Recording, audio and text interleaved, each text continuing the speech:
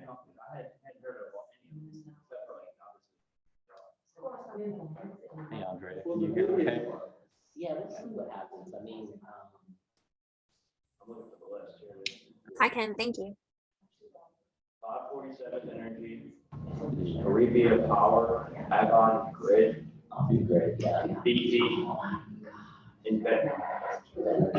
Energy, Long Bay Offshore, Carolina Offshore, Colorado Energy, DEF, JRO, Renewables, Astar, Offshore, MRP, Offshore, Orsted, OWR, RWE, Shell and BT, both Renewable Energy, Renewable.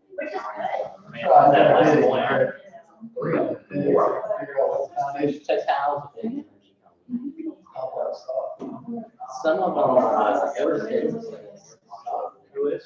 But But in Europe. no, they have a lot of. Okay. Yeah. All right, so we're gonna do a call to order here. We need to start with a roll call. Is there anyone on Zoom that called in? Andrea, okay. I will, Andrea, we'll get, do you wanna go ahead and start off, Andrea, and then we'll go to David and around the room? Sure, Andrea Bennett is here. Thank you for you. Can't hear you. You're muted. Oh, sorry. Can you hear me now? We have a problem. It shows you're off mute, but I can't hear you right now. Andrea. Wait, our speakers say they're muted on. Oh. I'm Oh, yeah. sorry. Andrea, I can hear you.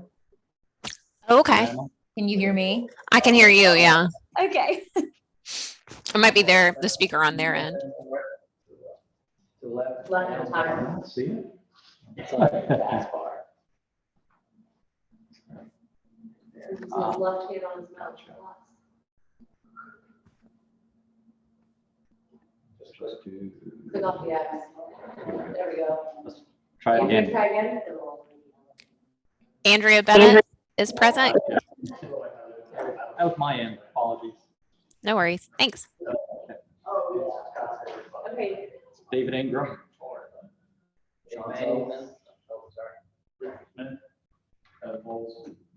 Jessica Pan, Lindsay Hallett, PJ Blunt.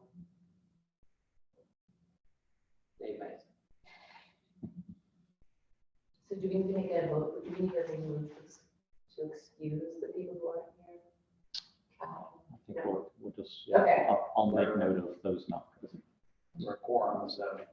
Good. Yeah. Okay, well, item number one is approval of the minutes. So did everybody have a chance to look at those did anyone have any changes they want to make?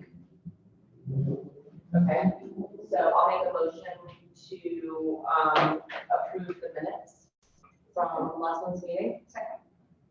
Everyone in favor, say aye. Aye. Okay. Did Andrea vote? She She did. did. Yep. Okay, item number two is the Soul Smart update. So that's one of the items that we discussed last week. We saw the presentation and then we all voted in favor of David pursuing at least silver status and then, but also bronze, and then going above to the other status when possible. So David, I'll pass it off to you. Yeah, the latest is that we received a notification back from the SoulSmart administrators that we did indeed achieve the bronze level of certification. And those prize, we actually have enough points. We actually have 100 points, which is the silver level, but there's two required prerequisites that the county has to complete in order to be eligible for those full 100 points. So that's something we'll be working on going forward. Will there be some public announcement? There will be. Tuffy has actually have an agenda briefing on the 19th, or 18th, I guess the day before the next council meeting, just an agenda briefing, letting the city council know where we are in And then I imagine there'll be some public announcement and hopefully some photos. We actually already have the plaque even ready to go to hang up somewhere once we decide where that location will be. I don't know if you know, maybe even thinking about like communications and a press release, like looping in some solar installers and just like it could then be just like something that they know about and I don't know, something that they can Yeah, put in their marketing or whatever for local wait. sales. A way to push it to that kind of community. That's perhaps something we can look into with communications folks.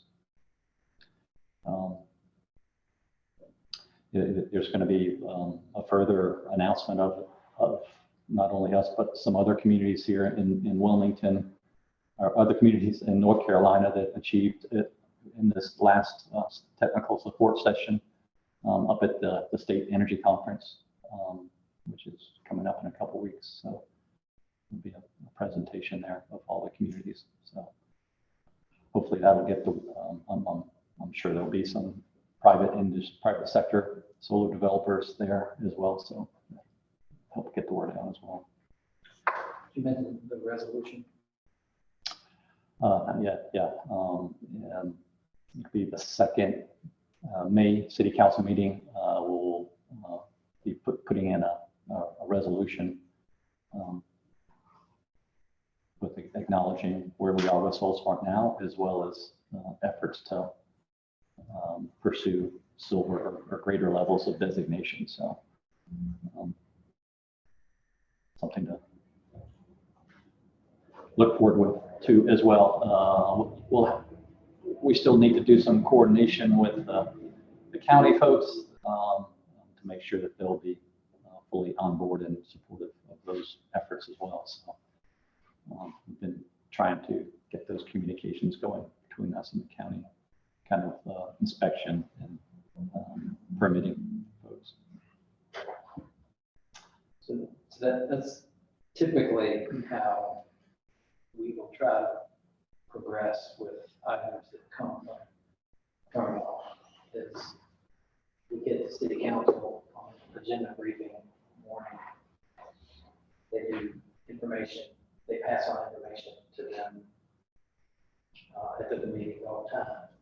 And then we would follow that with whatever action that we're taking from y'all to then pass on as a recommendation to city council, whether that's in the form of resolution or something else.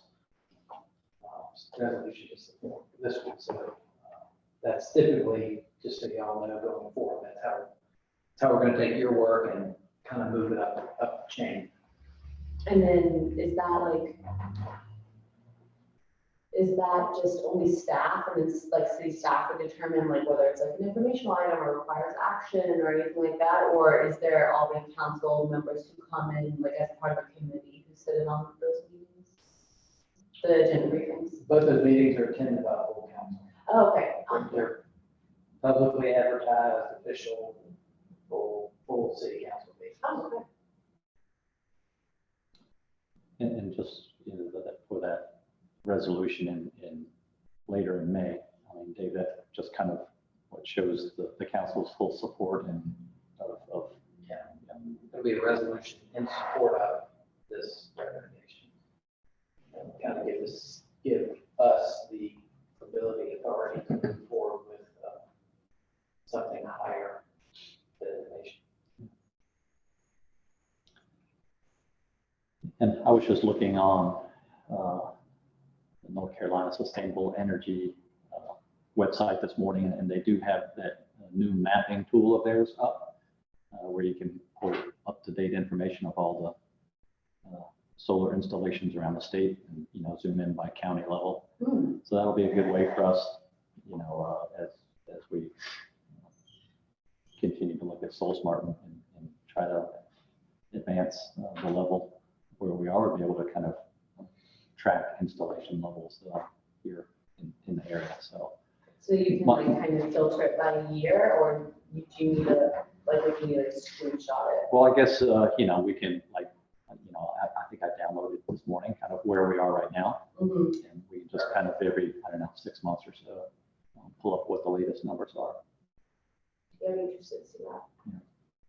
Which, you know, and they actually did a study for us back in, I guess it was like November of 2020. And we were like total capacity here in the area was for both residential and commercial solar was, I don't know, it was like, I don't know, let's say 4.5 megawatts. Now it's up to like 9.5 or so. Of rooftop? Both commercial and residential. I don't think there's any ground mounted or like utility scale ones that are in there. So anyway, yeah, it'll be a good way for us to kind of maybe have a metric behind what this effort is producing. So.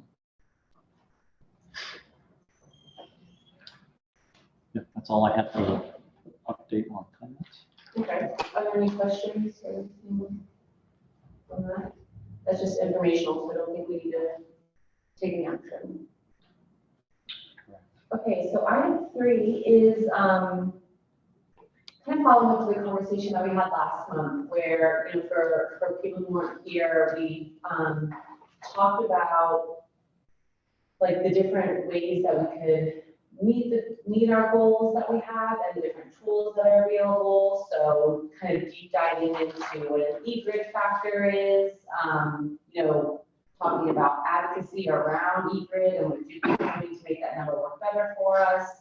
You know, of course, it's like looking into what the different, you know, kind of the fleet goals. So we just kind of looked at the goals and made sure that we all were on the same page as how we differentiated from the greenhouse gas emissions goals.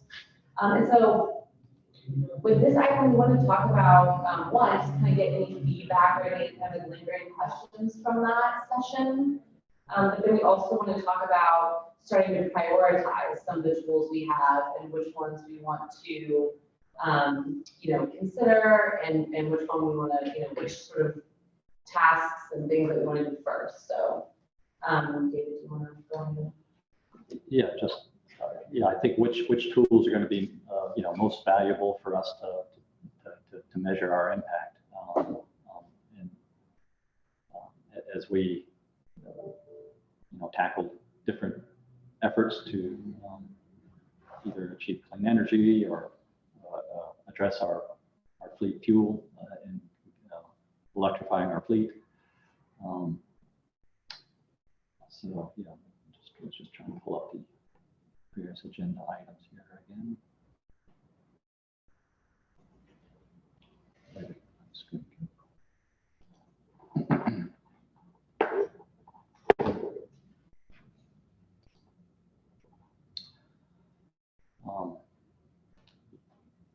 Like energy efficiency, I know we've already talked quite a bit that that's going to be one of our areas that we really try to push on. It's certainly kind of low-hanging fruit in regard to making our existing buildings and facilities as energy efficient as possible. You know, will we need some additional funding to support some of those efforts as we, you know, there's only so much low-hanging fruit we can pursue. You know, what will be some of the next steps in regard to improving energy efficiency within our existing building stock? Maybe just a quick discussion about what's low-hanging fruit and what funding would be used for. Just hearing you talk about it, I'm just curious what that might look like. Sure. Well, I know we've been targeting a lot of LED lighting retrofits. We're making pretty good progress, especially if you know, kind of targeting our highest energy using buildings right now. Kind of those lighting retrofits tend to be pretty quick return on investment, so they make a lot of sense when we present it to City Council and showing those efforts. So kind of a wise use of funds. There's certainly some as HVAC equipment, you know, fail and need to get replaced. We're replacing them with more energy efficient HVAC units that also meet some of the Duke Smart Saver program criteria. If we qualify for the Smart Saver criteria, we get a rebate back on any of the equipment we purchase. Certainly doing some educational work in regard to, proper temperatures to keep the buildings set at. It's kind of a spring or a summer and a winter temperature range that we try to enforce. It's interesting. Hogger beats that. What's that? Hogger beats that minimum. They keep that so cold. Great. Yeah, it's amazing how much money you can save if you kind of keep buildings within those recommended ranges. It's interesting that you're making recommendations on that. Yeah, it's interesting when you use those. You're never going to satisfy 100% of the people. You kind of have to know that going in. Well, and there's always some things you can try to address if you find some folks who are more uncomfortable than others, whether it's the direction of HVAC vents or that kind of thing.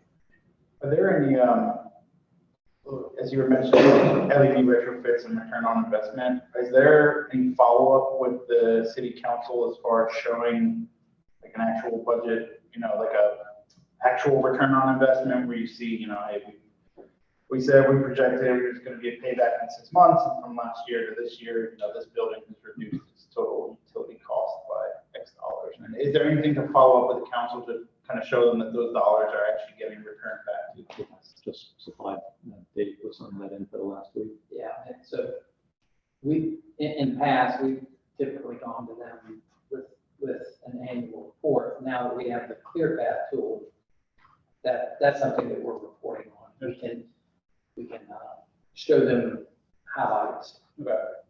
Just last week, we were putting some money back into the HVAC project for the city hall across the street that we got back from the Duke Smart Saver program.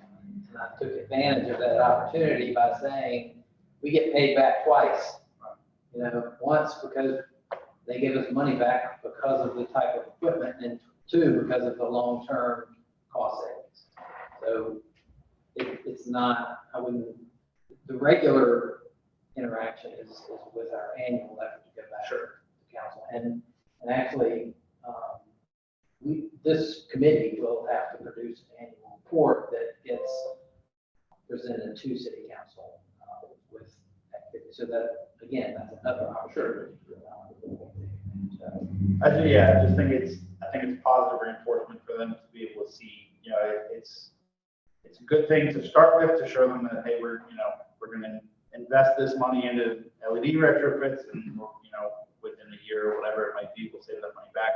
I think it's just good positive reinforcement to go back to them, give them that reminder that, hey, look, this. Sure, and it's more, it's at a higher level, it's not down to detail. No, of course.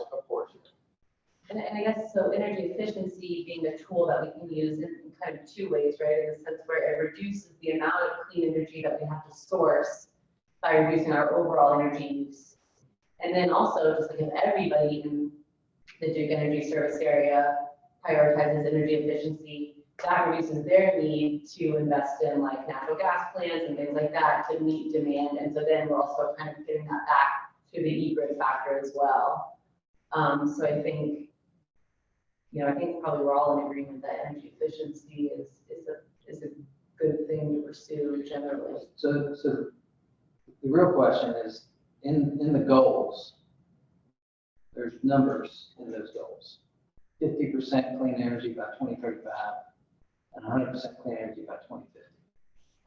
So we need some sort of math type approach to come up with how we're going to measure that along the way.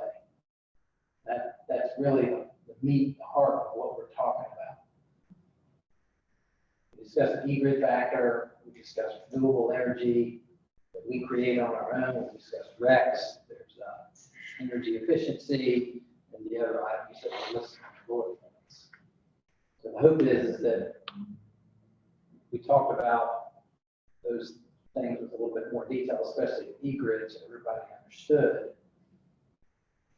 Now we need to come together and try and arrive at a conclusion of how we're gonna use those things to come up with a measurement, a measuring stick.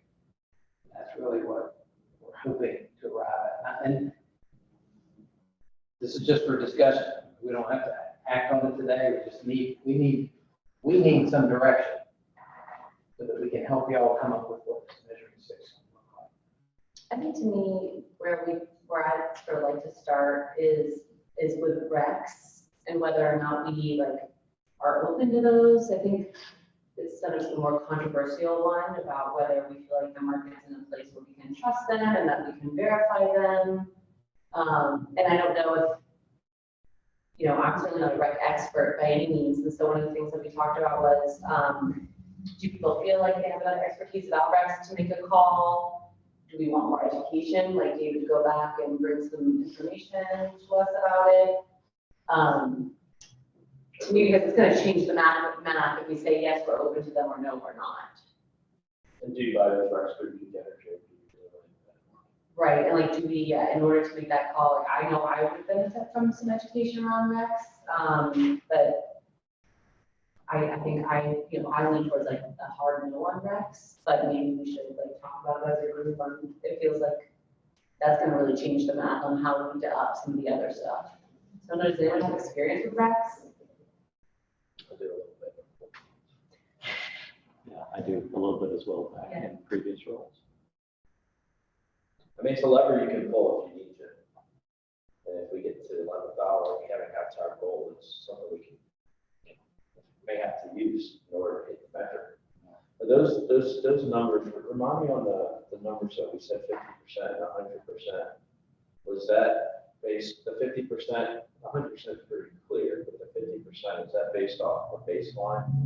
No, that was my question last month, and the answer that I heard was that no, it's gonna be 50% of whatever the current usage is. Yeah, Like at all times? it's gonna be a That's what I thought. dynamic number. Because that was kind of, last time we were talking about, well, as the city continues to grow, you can probably put more and more in.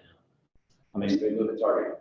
Do we have an inventory, remind me? I think there's a variable one in that report, right? A greenhouse gas inventory where the city is, because the fleet is really our big. We're talking about electricity though, right? In the transmission, Transportation part. Yeah. Well, that's the one second part. Just now, you weren't here last meeting. No. So we had a nice broad discussion about the areas and the goals as written, as approved by city council. It's pretty clear. We would electrify 50% of the city's fleet by 2035. So that in itself has its own math, right? Okay. 50% of the fleet. Are we restricted to that? Just for example, Charlotte is shooting for 2030, 100%. So just. This is the goal the city council So approved. that's the bare minimum, but. yeah, we can certainly We exceed that. can exceed it. Well, my question was gonna be, is there a way for us to do sort of a spreadsheet of, if we were to go 100% by 2030, which would be just off the chart goal, and then have like, 3 or 4 versions that weren't quite as aggressive. And if then that would give us sort of a benchmark for these other numbers we're talking about, for 50% by 20. Just to level set, are we on the same page that we're talking about electricity and not carbon? Talking about electrifying the fleet to reduce our overall carbon footprint. So when you go to an electric vehicle, you're automatically reducing greenhouse gas emissions. Correct. So So they're tied, but they're separate. Correct, yeah, yeah. there's a good different pots of where Well, we have. that's what we're trying to get caught up on what we talked about last week, was just exactly that, because they are connected, so you could go in working on that connection, which is kind of how you're talking about it, where if we electrify and impacts carbon, it does. But the parameters that we're working off of, and more reinforcement, are that the electricity is isolated for the extent of the goal, right? Like, we're not working on carbon goals when we're electrifying our fleet, even though we are. Well, we have, it might help, we have 2 goals, right, which is the fleet, and then the other goal, which is kind of what we're talking about now, 50% of electricity. Right. So with like the fleet, which is kind of, I think, more or less straightforward about, there'll be smaller policies in between procurement policies and stuff. But then how are we gonna meet that 50% of electricity goal?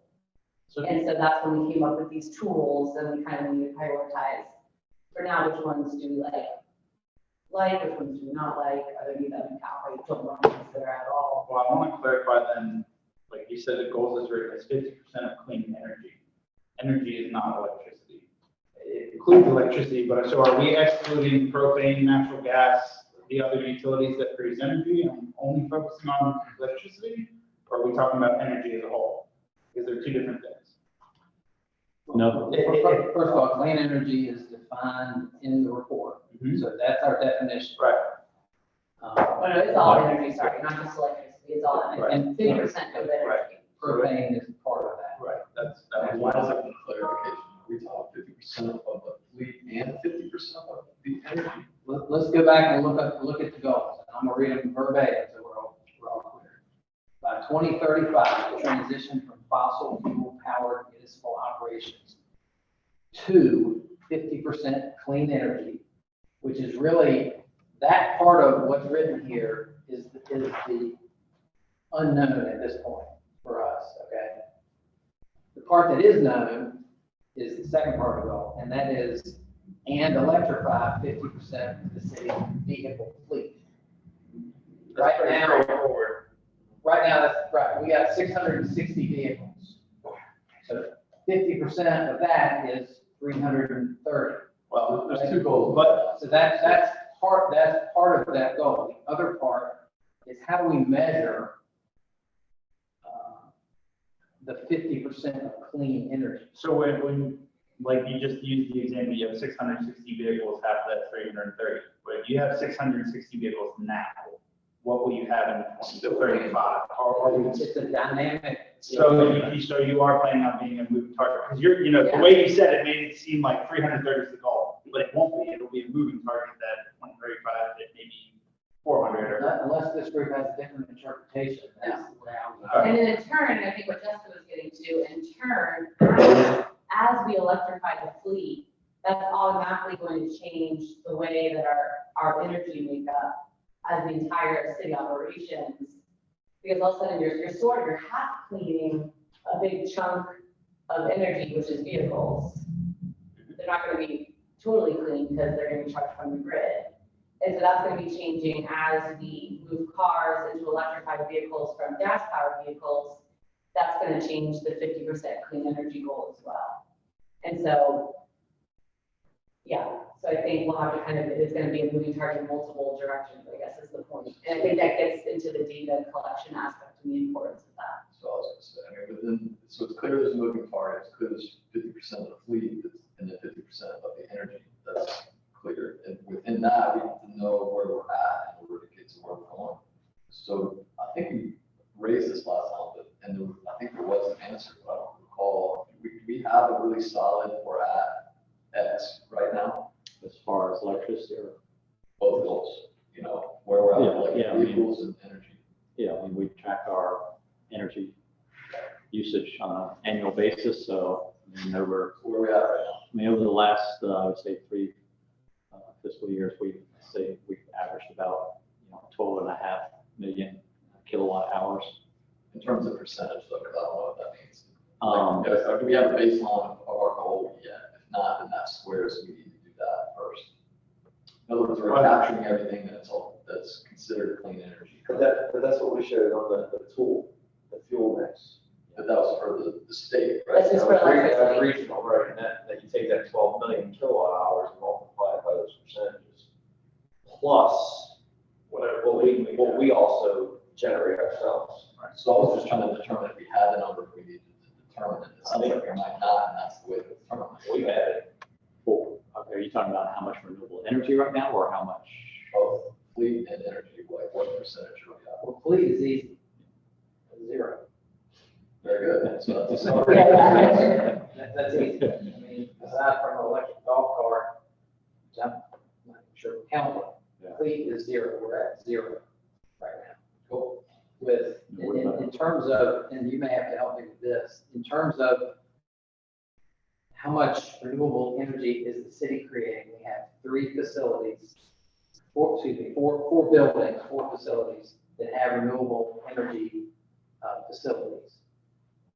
How did that balance against that 12.5 million kilowatts? It's about 1%. There you go. We're at 1, we need to be at 50. Well, we're at 1, plus the E-grade number for renewables. And that's the discussion, right? That's what we need to get to. But I guess I think it seems to me, I guess, what Evan and Jessica are saying, and I agree with this, which is that I think it's gonna be hard for us to come to a math number until we really are able, I know we have the greenhouse gas inventory, and then we have, but like until we get maybe, here's the goal, and then here on paper right now, as of, April 11th, this is where we're at. And I think that would be helpful, just having that as like some sort of spreadsheet or something that's just made for the purpose of this group. And maybe that's, just we can go back to that, and I think that would be helpful. Yeah, within that logic, and I'm not, believe me, I'm not saying these things expecting there to be an answer. I'm just sort of unpacking, I guess, where we're at, but within that logic, it would be interesting to know how much 50% of the fleet impacted the overall number. Like, because they're pretty different animals, right? At this point, I don't know if the fleet is 1% of the total energy or whatever. That's a different measurement. It seems like if we could compartmentalize that, if we had half the fleet electrified, what percentage of total energy would we be at, so that we can start to prioritize the funding piece of it, for example, based on the years. I mean, at some point we're not there yet totally, but like to start lighting off some compartmentalizations. What are the plays we can make to make that 50% of total energy by 2030? Like, what are our options? The fleet, LEDs, LEED certification on buildings, whatever those things are, and then what percentage of that 50% by 2030 total would those sectors move? And if we understood that, we would start to prioritize. Man, we got to spend a bunch of money here, but it's 30% of the 50 we need to get. So then, therefore, the priority of it, we got to spend the money, right? And then it's adjusted the same too, like, instead of having like almost like a couple of different menus you can choose from, like here's several different pathways that we could use to get to our goal. And then, as we look at these sort of package deals, one's cheaper than the other, one's takes longer than another, one's, So like RFP. Yeah, honestly, yeah, different scenarios. But the question you asked was, and I think this will maybe help. This may advocate more for the energy efficiency, but right now, and I'm just making the number up from Duke Energy, but assuming our electrical usage is 25% renewable from Duke Energy. Right now, we consume, or we use 1% of our total energy consumption is self-generated clean energy. If we cut our energy usage in half, that 1% now becomes 2%. Plus the 25% from Duke Energy. So it almost seems like that could be a tool. So driving down your load helps you, even though your fuel mix isn't going to change from it. The utility, unless they change their fuel mix. Right. It has to be reduce your demand, so you can increase your production side. And that's why the energy efficiency piece is so important, because we don't have any control, not any direct control over Duke's energy mix. We can't dictate how much renewable, we can't force them to install renewables, et cetera, et cetera. So what we have control over is how much we are using. So by reducing, just like you said, by reducing our load, we're increasing the percentage. And we can And put no in energy is legislation. better than clean energy, right? Like And that's. cleanest kilowatt hour is the one that you don't use. And the one thing the one thing that concerns me, though, is as we need to take into account in our forecasting, as we transition to electrification of our fleet, that we're going to see an increased demand or increased usage of our energy. But that's gonna clean it, right? Because right now, they're still considered the 50% of, But we're not looking at carbon. we're looking at energy though, not just electricity.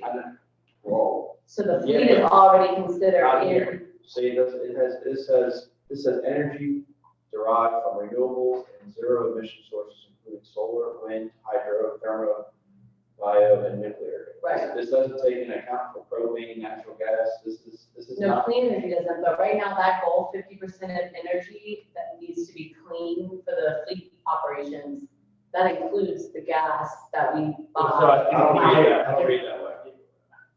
I think PJ's point is, I'm not particularly clear on how we would quantify the energy mix created by our fleet right now.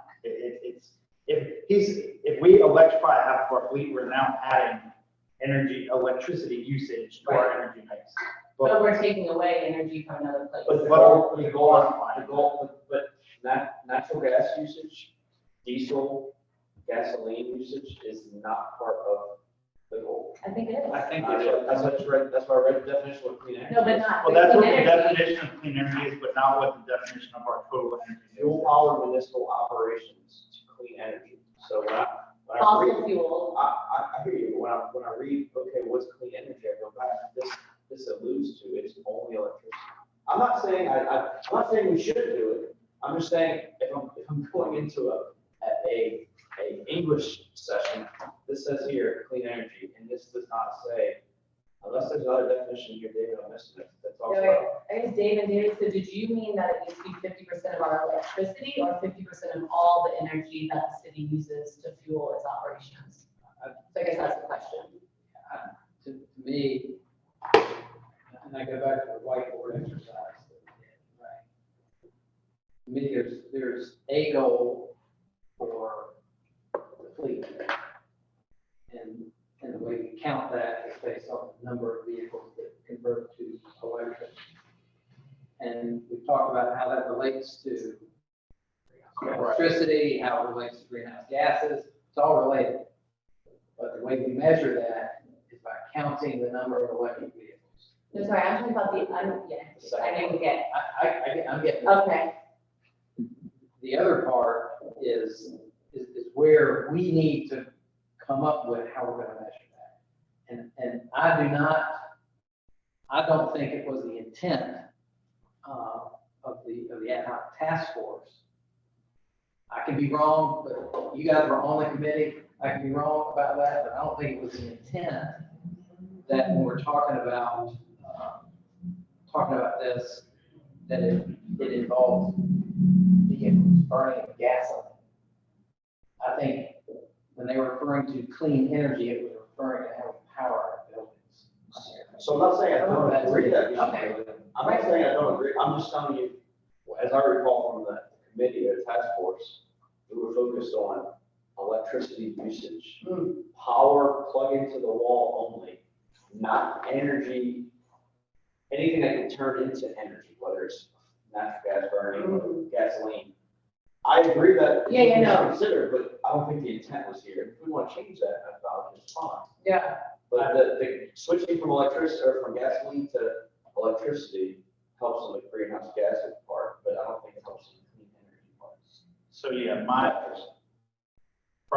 my perspective is one good point that PJ makes is if we electrify the fleet, whether or not we're accounting for that in the energy mix on the other piece, it's going to influence that number is going to go up. If we're going to be using more electricity now because we're electrifying the fleet. And so we don't have a way to, the way it's currently written, it doesn't seem like we're accounting for gasoline at the moment. So we won't have yes, electricity is going up, but gasoline is going down. We're only looking at electricity. We're going to see electricity going up, but we're not measuring gasoline. So And I guess that's why I assumed. So- And I guess that's why I assumed that it was a whole energy approach, because the only way that accounting makes sense is when you're looking at the entire energy balance. That's the greenhouse gas part still. my personal opinion would be that we Right, don't. if you translate it into emissions. My personal opinion would be that we don't account for the fuel used by the fleet currently, but I do feel like we should include all sources that are being used by the buildings, like propane and natural gas. I think it's important to include those because those are not clean sources. And so if we're talking about clean energy, our buildings, it's not just electricity. If they're using propane, if they're using natural gas, those are unclean sources. And so those should be accounted for. If we're talking about intent and how to measure it, that's my perspective. We're almost saying facilities. Facilities, and fleet just stays. Facilities energy, which eliminates gasoline and diesel, Right. but keeps it natural gas or propane. But Or diesel generators. I think we may just have to use the fact that we may just have to eat the fact that when we electrify the fleet, the electricity usage will go up, and we don't necessarily have a way to account for that. But it's not uncaptured, is the point. Our committee would not be responsible for capturing it or saying. It will be captured through that. It'll be captured through sustainability. Correct. And we can almost like caveat it, it's like, hey, FYI, we know this is going to like do X, X, and X, but it's, yeah. We may even be able to add a part that says, we expect one electric vehicle to use X amount of kilowatt hours. We may be able to build in to account for that in our clean piece, that we added 200,000 kilowatt hours this year, but we have X many vehicles that use 200,000 kilowatt hours that were previously gas or something. We could possibly add something like that. Exclusion. Yeah, I don't know that it's worth it, doing the calculations, but it's an option. If we get, some kind of a fleet study done at some point down the road, if that perhaps is an outside vendor that does that, I'm sure they've got ways to model what they expect your electricity usage to go up. So, I mean, what are people's thoughts on that? That we would use facilities usage, exclude gas and diesel from the utility clean energy mix? Well, one thing, everybody's honed in on efficiency, making our buildings more energy efficient. And I think that's correct, because if in fact you think about those energy efficiency offset, it's going to be offset when we start charging cars, right? Electricity usage is going to go up, so those efficiencies are still doing a good job by curtailing the growth in electricity, but we still have to reach 50% of it being clean, right? It sort of just is what it is. It's like building a new building. You add electricity all the time. It's just part of it, is what it is. Level sets at some point. So as long as it's still 50%, doesn't really matter. So the only reason, we're talking about this real quick, the only reason that diesel would be included, or that diesel is used, is for the emergency generator system, which is probably testing monthly, and it probably uses a little bit, 25% load, only on hurricanes. So they're probably insignificant. That's an incidental. That's something I would say we would not include. I don't think So so. I'm looking at the actual, I don't know if we need to take a vote on this and say what the actual definition is, but we're talking about electricity and natural gas and propane that's used for energy, an energy source within buildings. I think what would be, and I think after talking about this, I agree with you. I think that's the way to do it. I think maybe what would be helpful then, maybe just like, since we are going to do an annual report and we're going to start quantifying, maybe David, you could take a crack at kind of like, I guess, dictating what is going to be included in this other goal, which would be facilities, right? Facilities and like natural gas, things that we're talking about. And then that way, when we spell out the annual report and we start quantifying and getting like a base load report, we know exactly how we're. And I think to answer your question, I think the number, the math would be our total usage. And you look at the eager number as far as how much of this being supplied by Duke is renewable, how much are we generating is renewable, and that's how you calculate the percentage of clean. But I almost say we need to opt out and say anything that excluding the electrical car usage, it increased. So if we're at 12 million kilowatt hours today, we had 2 million kilowatt hours.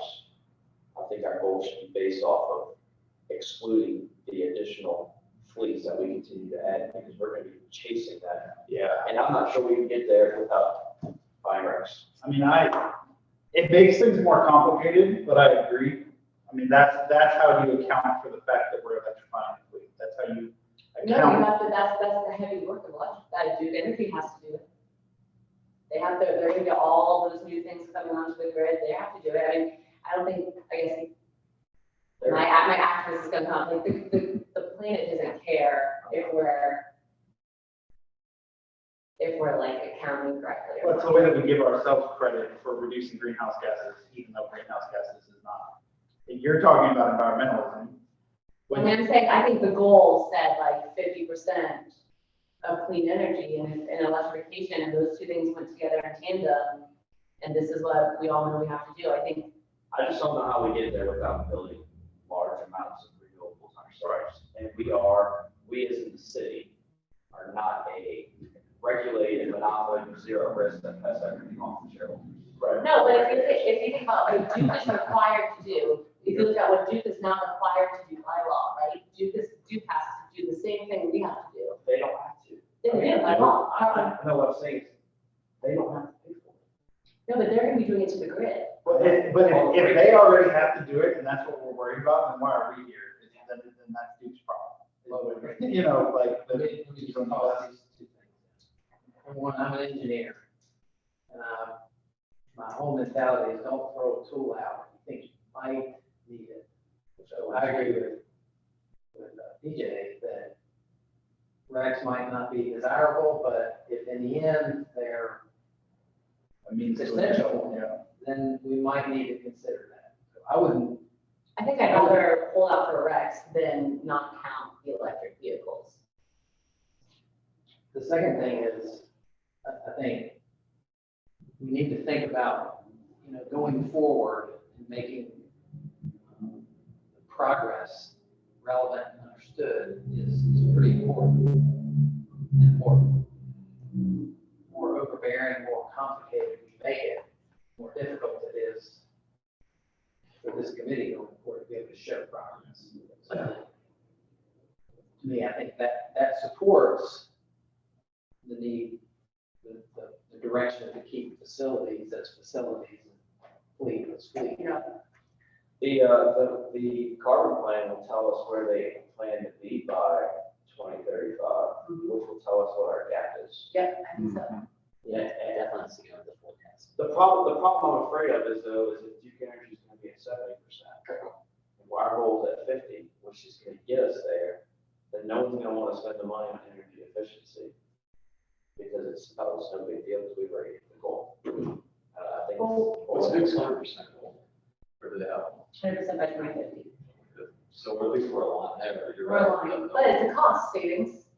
Like there's always that, and I think there is, I think the faster you can do these things, the better, and there's an urgency to not just perfectly time it to 2050 if you can do it by 2040, I guess. Yeah, why wait?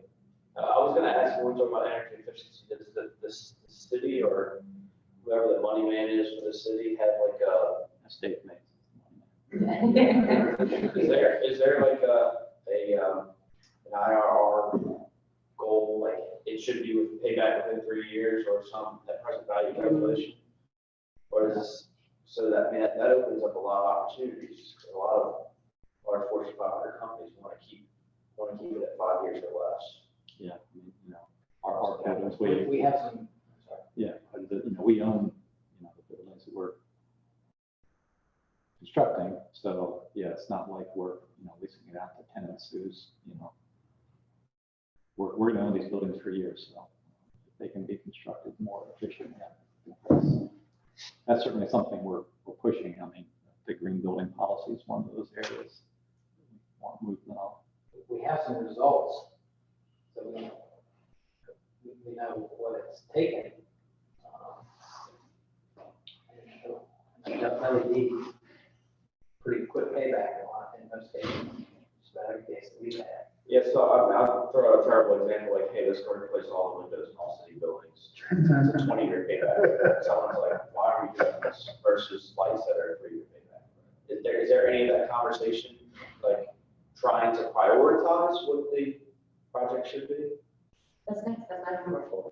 That's what we were talking about. Yeah. Well, that was my question for Dave is, when we, at our first meeting, you had said that the state is going to take care of operations and you guys provide an advisory capacity. My question is, and you had said, we don't really want the advisory committee getting into the nuts and bolts of day-to-day operations. So my question as we're talking about energy efficiency is, how interested or involved do you want us to be in the actual implementation of energy efficiency measures? I mean, do you want us discussing windows versus HVAC versus LED lights, or is that something that you envision is more taken care of by city staff and we're not involved? We set the rules on that. Play the game. Yeah, I mean, I think there's a delicate balance between the two. From my perspective, I think anyone would agree is that there's a lot more brain power in this room than we have every day sitting in our office trying to figure things out. So perspectives that y'all can offer that can lend your expertise, your knowledge towards us is appreciated. How that goes from your advice, your input, your perspective into an action by this committee. Sure. That's 31 flavors of ice cream, right? I mean, it's according to what the item is and what the issues are. So I'm not sure I have a very good answer for that. That's all right. But That's all right. We'll figure it out as we go. and that we're on our fourth meeting. So it's a new committee. Is there a national municipal body that's like doing this work just in terms of broad strokes? Like as a city, what, you should shoot for 50% like electrification of your fleet by 2030. There's gotta be somebody who's sort of done this work. Because we're not that different than any other city in the country. We have buildings, we have a fleet, we can invest in solar on our top of our buildings, we can put bubble wrap around our buildings to make them more efficient, we can build new buildings more efficient. There's not a long menu. So to me, having a spreadsheet of bang for your buck, lowest hanging fruit, what gives you the best reduction in carbon, what's the most expensive thing, if we can have some sort of matrix that we can kind of be looking at. And I know this work is being done. Oh, sure. That's just Across the board. they're doing. I mean, we're not in competition with them, right? But I don't We can think- use their. Oh, yeah, like all about not reinventing the wheel. Yeah, I maybe don't we know could, if there's a city or municipal coalition or alliance. like for the water utility, there's a national organization that's like, here are your best practices. Yeah. So they're kind of making SSDN. it. So, It's, I don't, or maybe we could just assemble a quick spreadsheet on 3 or 4 cities around North Carolina and the East Coast, and just have kind of a benchmark of what, because bigger cities have a bigger budget. And I know Seattle and Asheville, they're shooting for the stars there. So we could at least look at what they're doing. I wonder if DOE or Energy Star has some best practices for municipals. Well, I think we're kind of naturally segueing into item number 4. So let me, which is about this exact topic. Can I ask about the electrifying vehicles? What about hybrid vehicles? Where is that? Is that 50% of the vehicle? That's definitely, Yeah. hybrid. I think the intent is that they want it fully electric. They don't want it hybrid, I think.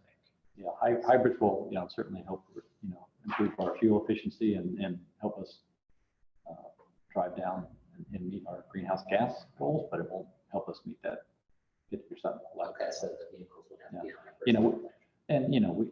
Our fleet manager has been doing a great job with putting in hybrids already wherever he can. Whether that's, some of the smaller sedans or, even some of the newer police vehicles. There's been some hybrids there, as well as, I guess he's just recently bought some F-150s, I think, that are hybrids, so. You might, Just one more thing on the 3, I agree with Jessica's synopsis of, we could maybe from the staff and start to create visual priorities, and it's going to be maybe a big project. That would be really helpful. But the other thought that I had is, if he does constantly chasing moving target, it seems like that we could get ahead of that by just looking at population growth. Just saying, at this point, it's estimated to be here to set our goals accordingly now, so that we're not constantly redoing the math every time a decade changes or whatever a year changes. It almost seems like we could just index it to the city's budget, because the city's budget grows proportionally to the size of our city, I would say. And there's gotta be a way to index it that doesn't wait for a 10-year census or whatever. yeah, and I know within our ClearPath tool, there's a way to budget for growth and. Yeah. And it So we don't have to kind of do pushes raw that. numbers, we're dealing with percentages. Yep. That's cool. So just to kind of go ahead and put a cap on number 3, which it sounds like, to me, it sounds like, I think this was good work, that we kind of like talked about the goal and about, what kind of like what are we defining as energy and how are we interpreting the goal. So it sounds like we kind of came to a consensus that we want to keep every tool on the table. And that maybe Rex, we might treat then as an 11th hour tool, that it's not going to be like the main entree of the plan, but something that we can always keep in our back pocket. But we want to think about, you know, maximizing the other tools that we have first.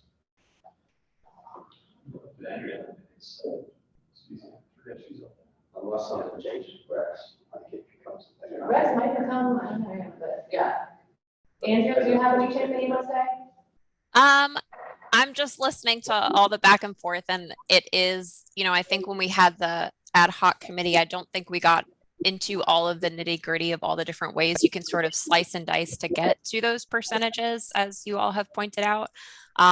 So I think, I mean, the discussion is super important to define, to get where we're going. The only thing I was just kind of thinking about in the backdrop of all of this was I watched the link that you had sent out, David, the Professor Roger Shu's presentation. And I thought it was super informative. And, you know, he was kind of going through the difference between the production and versus like what we're using. And I don't think that we necessarily got in too deep on our ad hoc committee, you know, just in splitting those out as well. But he did outline the fact that like North Carolina is one of 20 states that has committed to the 100% renewable energy goals. And so you may have talked about this last week. I apologize, or last month I wasn't able to join. But I also wonder if there are already some modeling or analysis sort of precedents that might be available at the state level, considering we have these state level goals that we might be able to use and model towards, instead of coming up with the different percentages on our own through discussion. Like maybe for certain things, there already is a defined way to get to the rate of efficiency that we're looking for. Yeah, I mean, I know they are looking at a plan for what they're going to do with state buildings and state, you know, state vehicle fleets. So yeah, maybe perhaps there's some information I can pull from some of those examples. I'm not sure if that plan is out yet, but I will look and see what I can dig up from that. That could be helpful. And then we could keep it consistent, maybe state to city level. Thanks. Yeah, and yeah, thanks for bringing up that YouTube from Dr. Shaw. If anybody hasn't gotten a chance to look at it, I suggest it's you know, it's an hour long or so, but it was really informative. Probably an all-star. But you know, one more time around, like from if you're going into this, like so that we can move the ball. I think what Justin said makes a lot of sense. You know, everybody wants to read it. It seems like a phone call to the sustainability manager of 3 or 4 of the top cities in North Carolina saying, look, we're wading into this. Where y'all at? How do you do it? Can you give us a one-pager on your process? How did you deal with this, this, and this? Because it's clear that you need to make decisions around things that we need to discover more about. So I think that would be really productive just to hear back from precedent before next month. Yeah, we're actually having our SSDN annual conference in a couple of weeks down in Savannah. So that's not only other North Carolina folks, but from around the Southeast. And that's what we North Carolina. Yeah, that's perfect. Yeah. So, well, Dave and I are going up to the energy conference. I'm actually going to give out just the state. Oh, the state energy. We did. Well, Yeah, I actually have a presentation doing alongside Asheville and Durham. Yeah. Let me just say one thing to what Evan and Jessica were talking about. Look, go back to the greenhouse gas side of things. The city council passed a resolution in 2009 that was in support of the Mayors for Climate Action, something or other. Kyoto Protocol. No, there was a specific like mayor's coalition that made it. Right. So what you get when you do that is you get consistency, right? You got all these cities that adopted this resolution, maybe it's slightly changed or whatever. So you can go to those different cities and you might get something very similar.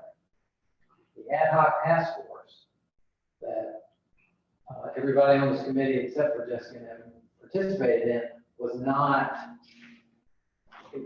born out of some sort of national movement. It was born out of our city council.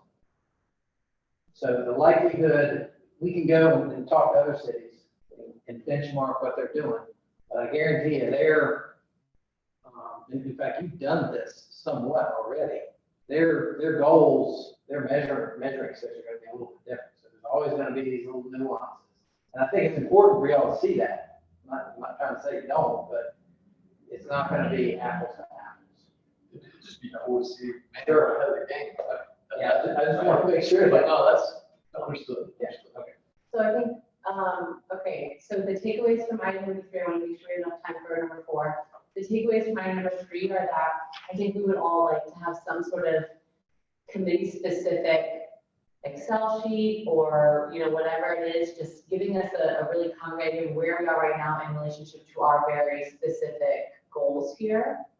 So that's something we can kind of all go back to. It just tells us where we're at in one place. Yeah. And then we maybe throw out some like case studies that people that are, maybe find somebody at SSD in, throw some case studies about, paths that other people have taken. And then, yeah, and I think the other, just the takeaway is that we're going to, fleet facilities, and that's how we're going to move forward and interpret the goals moving forward, which is good. So, that was also just informational. There was nothing that we needed to, it was just a discussion.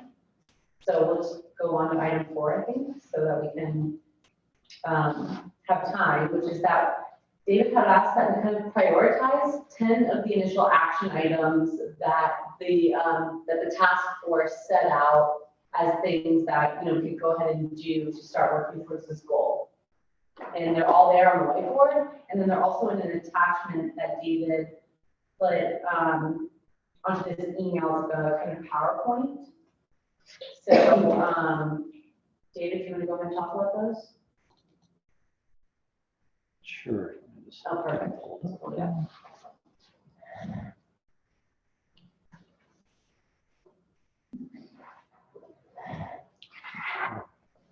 Make sure I'm sharing everything.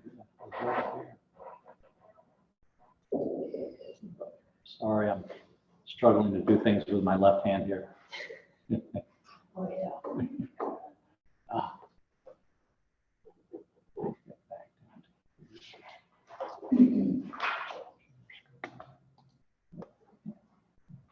Andrew, are you seeing the list of action items as well?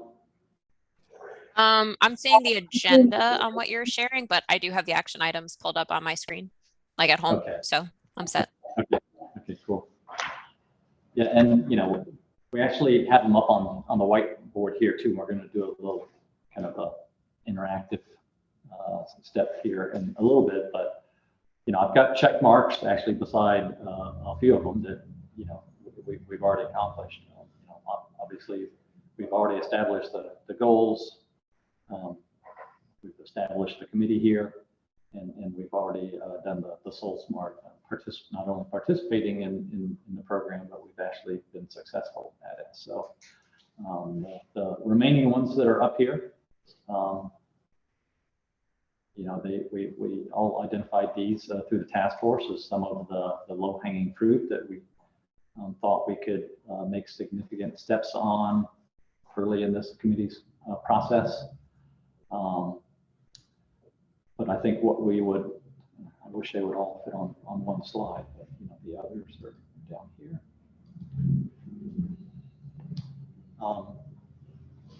I think what we would like to do today is to perhaps identify what might be the top 3 among the ones that are remaining that we can perhaps throw our strongest efforts towards in this, I would say, first phase of actions that we're taking. Not to say that we won't make progress on all of them, but if we could, I think, identify which we think will give us the most bang for the buck in this. But it's also, we want y'all tell us of the remaining 7 items up here. Which one should we bring back to this committee first, kind of in priority order for y'all to consider your actions? So the 3 that haven't been checked are the ones that we've kind of already done, but we don't want to presume to know what y'all think, so. Question. You say adoption of the green building policy. Is that a recommended policy or a mandated policy? I think that came from the report, directly from the report. I think that's a thou shalt move forward. Yeah, that'd be like for all city buildings moving forward, they would follow this policy and how the standards would be for the buildings. It says here, adopt a green building policy for city buildings requiring that new construction and major renovations achieve a minimum of LEED Silver. Interesting. All right. Thank you. Well, that spells, I mean, that spells it out for us right there. Yeah. I mean, that's just a vote yes or no on that, isn't it? I'm just trying If to. it already specifies silver, like, they've already taken care of the. This is a recommendation. They don't have a policy. Yeah. They, as in the city, don't have a formally written policy that says thou shalt do this. Well, I ask because there's a lot of resistance to that. And so I'm just trying to discover what we're saying before I think about what a priority would be. The other question I have is on the participation of MWD. What is MWD? Minority women business. Not familiar with that. Cool. That's, some of these I don't understand why they're in this, but that's it. Yeah, you know, I think one of the areas, particularly the last item, 9 and 10, there's definitely an equity component that we always want to kind of keep in mind as we're. That's a carbon reduction component. It's not a. True. Yeah, that is true. The other one is on the composting. Yeah. I'm all for connecting it all, but Yeah. like, just want to discover like mindset, Yeah, so it'd be my preference to go all the way to clean energy, actually, to go over to emissions. Like, if we were to start from scratch, I would think about starting with that, if that's an actual commitment, because it's sort of a bigger wrangle, but, it does seem like those are bleeding into that, so. yes, so composting does have a carbon reduction. Carbon sequestration. Of course, but it's, Of course, what I'm saying but it has is, nothing to do with energy or vehicles.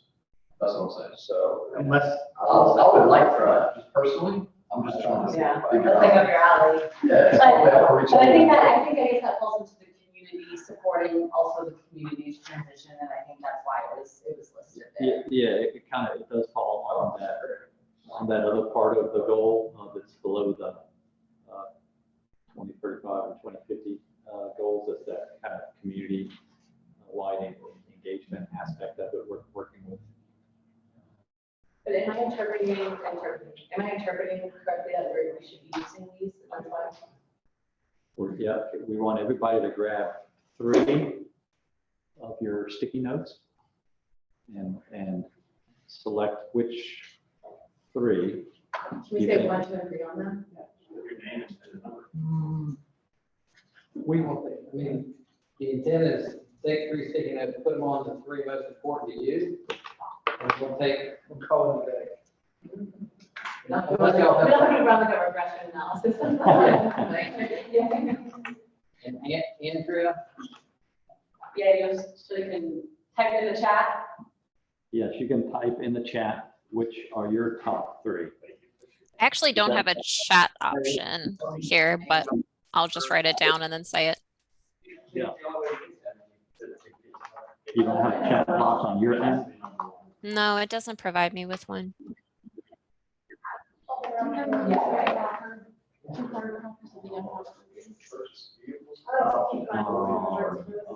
this is. what? I made up. Pretty straightforward, mine. She does not. This is all, I think this is. I'll make sure. I have to check, but I think this is for Poland. Oh, use. Oh, so you have the charging covered. Just make sure that this EV charging infrastructure was related to public charging, not if we bought cars, how the hell we're gonna charge them. That was part of the purchasing policy. It's included in the purchasing policy, should be, yeah. Let me look that up. Yeah, I don't know all.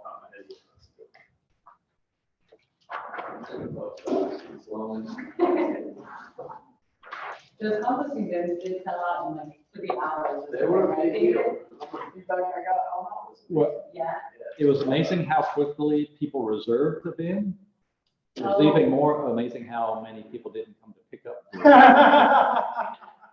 Well, I know that my neighbor got one and I'm staring at it all the time. She never uses it. And now I'm starting to like have a garden and I'm just like, I got one for you. do you really? Oh my God, I love one.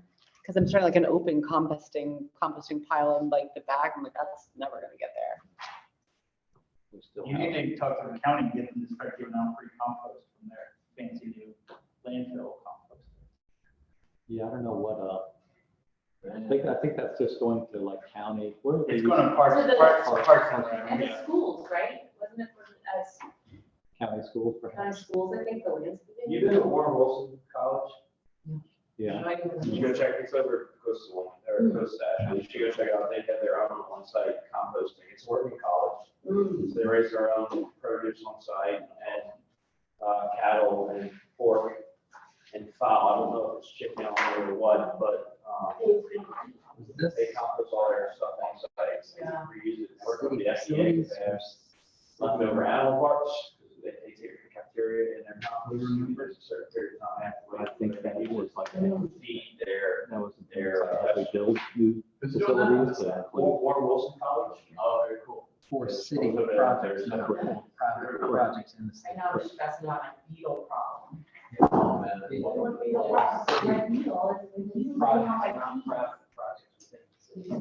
So the vehicle charging, so with the purchasing policy, are we purchasing without having any infrastructure to charge? That's what, Seems like a bad idea. yes. Usually it's included. It goes together, yeah. So what is that install EV charging for? That's gonna be, yeah, for Public use. for city, you know, as opportunities present itself for us to, For private cars? for private, maybe, like across the street, we put in 2 fast chargers for public use. And making our. That was, that was, Add to that electricity usage. that was for, that was through a grant project. It was But I'll, VW, was it the VW? VW seven, Yeah, it's kind of creepy. Yeah, it's a freebie for equipment, but it's not free. Yeah. yeah, so I think we'll continue to look at opportunities to provide grant funded or other funded opportunities to provide public charging. So one. But we, priority also is going to be for us to begin looking at EV infrastructure for just our facilities. Now, whether that's also through grants or, if we need to begin to, have some capital funding towards. They what did Andrew pick? Andrea, which ones did you pick? And we'll tag our signage up here for you. Thank you. I picked 4, 6, and 7. We don't have those meetings. Well, we don't have a seven, A seven seven's EV EV charging. Go back, what was optimization?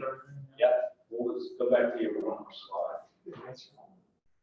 What was optimization? Energy efficiency. 6 is federal.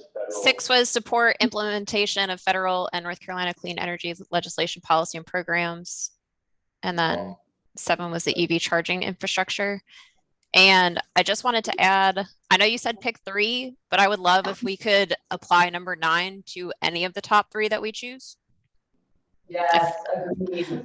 That's a how, not really a what, Yeah. but would love to put that forward. Remember at the very first meeting, Joe Conway was here. Joe is, Yeah. um, Diversity and- he's our equity officer for the city. He was hired, I don't know, when was Joe hired? Yeah. He's been here for a while, and there's a huge effort going on right now with the city for equity and inclusion. So I don't think that one's gonna get forgotten just because And it's we're not really big, not talking about buying a bunch of stuff or doing contracts with this list yet. not yet. So So I agree on you though, thank you. Yeah. Thanks, Andrea. So Claire, did we get an answer on whether the charging was for? It's for public. all the public? Installation of EV charging infrastructure at city facilities, the definition, they said it's It's, for it's not, public. it's not for private, it's not for city-owned vehicle, correct? So, but again, the clarity is if we're supporting implementation of the, where is it? That they're on top. Adoption of the zero, or no, there's the purchasing one. The purchasing policy would include Infrastructure. infrastructure, That's it. yes. Okay. Yeah, we did one at citywide transmission, Single we use. got charging it and, yeah. front side of So that was again, kind of towards that third goal, of like Single use helping the road, community go clean energy also. What's that? The first vehicle that the city was gonna buy was a fully electric trash truck. We pursued a grant that included the purchase and installation of the infrastructure for charging. Unfortunately, we are requesting to deobligate that grant first meeting in May. Not because of our efforts, but because quite simply, the vendor can't produce it. So The truck. the truck. Yeah. It's a matter of engineering and supply chain issues. And they just, and we're not the only one that is suffering from that. Town of Cary did the same grant, same product, and unfortunately, we're not just not able to do that. I'm saying that to you, Evan, because we're not gonna buy an electric vehicle without some way to charge it. So Good. that's. Good to hear. Straight assets. Yeah. I guess the question is, was that scientific enough for y'all to say? How many? Was that? Are we trying to limit it to 4? It's a three. Three. We're just gonna come back and say, look, this is the general order that we as staff are gonna progress at bringing stuff back to you. But this is for the next year. This isn't like, we're not gonna work on the other ones ever. Yeah. Just I these are the I top just three. wanna, I mean, It's not not, only at 3, but supporting the policy, I mean, that's like long-term, but it's something you always have to kind of.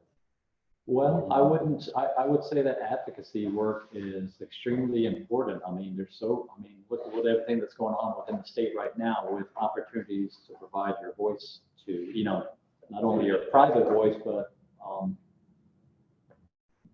either recommendations coming from this committee or, and the city providing perhaps comment on like Duke's carbon plan.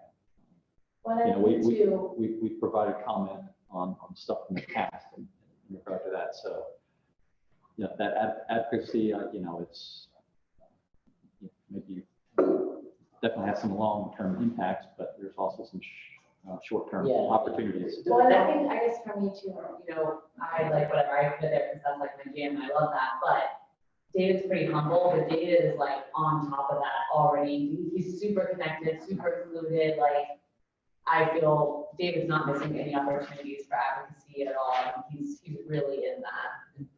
please don't think about this as, you can only work on the ones that have stickers on them. That's not the purpose, just giving us some direction so that we know what subjects to bring to you first.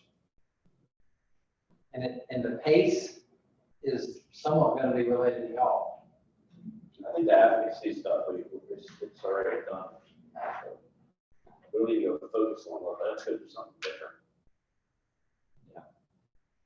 Well, I feel just bring resolutions to us, maybe as new opportunities arise, and you feel like you need that from us to explore or pursue it. Give us support from this group that we can bring forward to council or whatever. Well, we're 10 minutes early, so I guess the takeaways from this one are just like you guys are just gonna kind of go back and think about that as you structure future meeting agendas, future items that are kind of floating around that you would bring to us, and we'll just kind of follow that order. But again, this is just informational, there was no action item. So do we have a meeting May, June, and then we go to August? For 6 months, it was every month, and then. Do we, I guess, it's something we can talk about. Do we want the meeting in July, or is there gonna be a lot of vacation where people are gonna be out? maybe folks can shoot their, if there's going to be issues getting a quorum together, maybe we just miss a meeting, but. I think the first Friday, the first Monday of July is July 4th. It is, I'm coming back on Wednesday. We still got May and June, so then we get a better sense. Yeah. We just need 2 weeks of lead time. 3 weeks. 3. Which is pretty. But if we cancel it, we can always cancel it like a week before, right now. No, that's not good. You say you're doing it. We've already gotten, We don't want to set that right. we've already gotten in trouble about missing deadlines, following target also. Okay. Yeah. We don't want to screw that up again. Yeah. Got Don't want to get on the bad side of the city clerk. Well, so maybe now that you have kind of an order, a priority order, maybe now you'll be able to say, hey, July, we would have something for you, or July, we would not, and we can kind of go from the next meeting, maybe. That's good. Well, any other comments or questions? I was just gonna say, I gotta go, I got school pickup. Yeah. All right, well then, I I had a- guess I had a the motion to couple. adjourn. I have a couple of just comments about like the e-grid. If we use that for some sort of forecasting and looking at how to do Dominion planning, their electricity generation, they'll both influence that e-grid. So we'll have to keep track of both of them. Do we really have much influence on Dominion?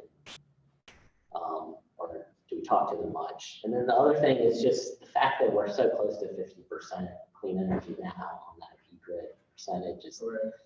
One thing I was just thinking is a lot of it's nuclear and most of the power plants were built in like the 70s or 80s.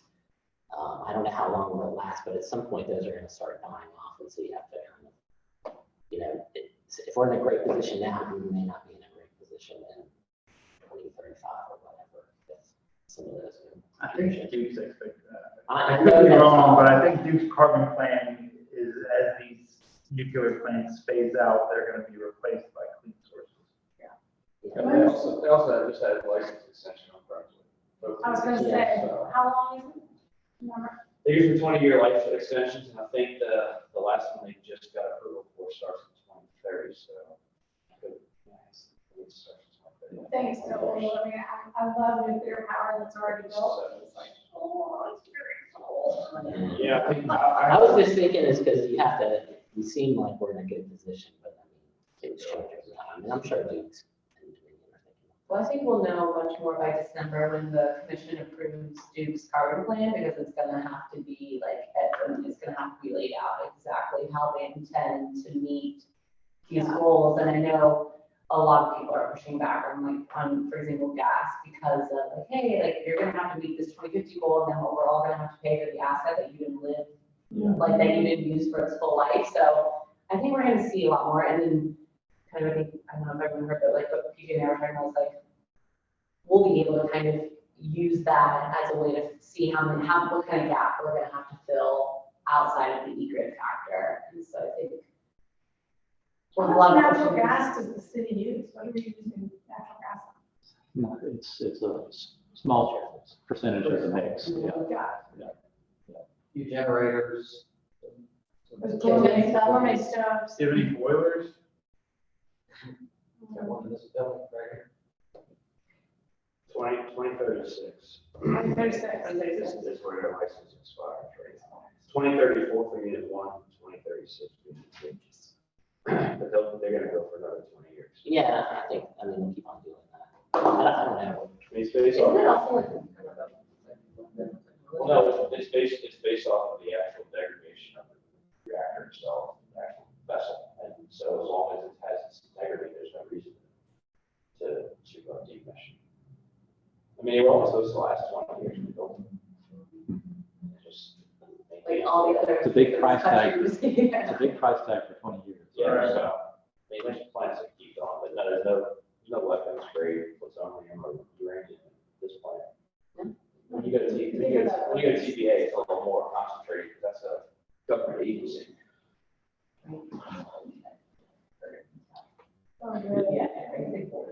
Yeah, and again, that video with Dr. Shaw, it was interesting. He got into the offshore wind stuff pretty heavily in that discussion as well, which was, it's going to be He interesting worked to for see. Shell for like 20 years.